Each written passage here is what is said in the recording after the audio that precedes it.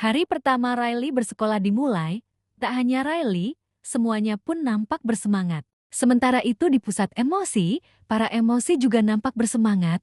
Joy memutuskan untuk menggambarkan sebuah lingkaran kecil di sekitar Sadness dan meminta Sadness untuk tidak keluar dari dalam lingkaran tersebut agar Riley tidak merasa sedih.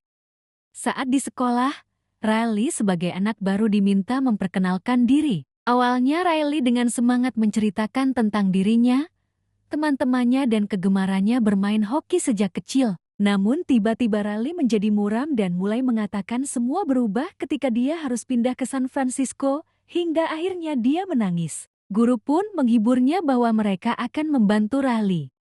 Ternyata perubahan emosi Riley disebabkan oleh Sadness yang menyentuh bola bercahaya kuning dan membuatnya menjadi biru. Namun sudah terlambat, muncul bola bercahaya biru lainnya yang merupakan gambaran emosi Riley saat itu. Bola biru itu bergerak menuju meja di mana yang merupakan penghubung cahaya-cahaya memori Riley ke 5 pulau kepribadian.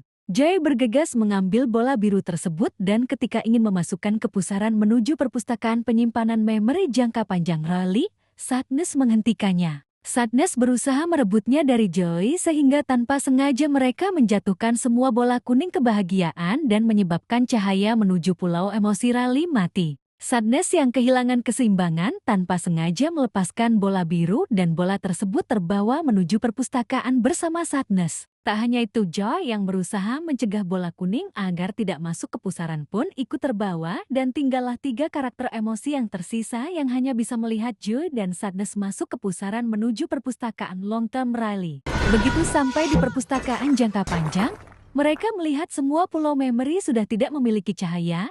Joy langsung memeriksa bagaimana cara mereka bisa kembali ke pusat emosi Riley melalui pulau emosi terdekat, dan mengajak Sadness untuk menyeberang meniti jembatan cahaya menuju pusat emosi. Joy juga menghibur Sadness yang merasa takut dan memintanya percaya pada dirinya. Sementara di pusat emosi, anger, disgust, dan fear berupaya untuk mempertahankan kondisi emosional Riley saat Joy tidak ada, tetapi secara tidak sengaja malah menjauhkan Riley dari orang tuanya dan menjawab pertanyaan dari orang tuanya dengan singkat.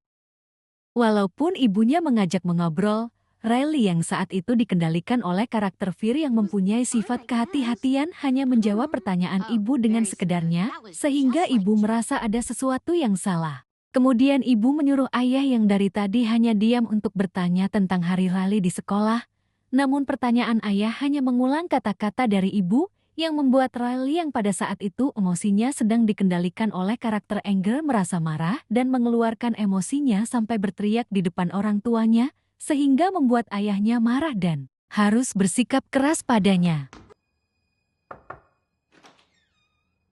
Ayah datang ke kamar Riley dan berusaha menghibur Riley, juga meminta maaf padanya karena telah memarahinya dan tidak memahami suasana hati Riley. Namun Riley yang masih marah dan kecewa tidak bereaksi sama sekali. Para karakter yang melihat sikap Riley langsung khawatir dan memeriksa salah satu pulau emosi Riley, yaitu Pulau Goofball yang tampak suram. Ayah terus berusaha membuat wajah konyol kepada Riley, namun Riley yang terdiam dengan kesedihannya memilih untuk tidak merespon ayahnya, dan hal ini menyebabkan Pulau Goofball runtuh dan hancur. Di sisi lain, Joy dan Sadness yang sedang berjalan menuju pusat emosi melalui Pulau Goofball pun segera berusaha menyelamatkan diri dari runtuhan, dan ini merupakan tanda bahwa semua memori Riley pun hilang bersamaan dengan runtuhnya pulau tersebut ke dalam dam memori, sebuah jurang di mana kenangan memudar, dibuang dan dilupakan. Melihat pulau tersebut hancur, Joy merasa sedih, namun Joy yang memiliki sifat optimis menghibur dirinya dan Sadness bahwa mereka pasti akan bisa kembali ke pusat emosi. Joy meminta Sadness untuk tetap semangat dan optimis dan mengajak Sadness bergegas menuju pulau berikutnya sebelum terlambat, namun perpustakaan itu terlalu besar dan mempunyai banyak persimpangan yang membingungkan. Sadness yang memiliki sifat pesimis hanya tergeletak lemas dan membuat Joy harus menyeret kaki Sadness menuju pulau selanjutnya yang letaknya sangatlah jauh.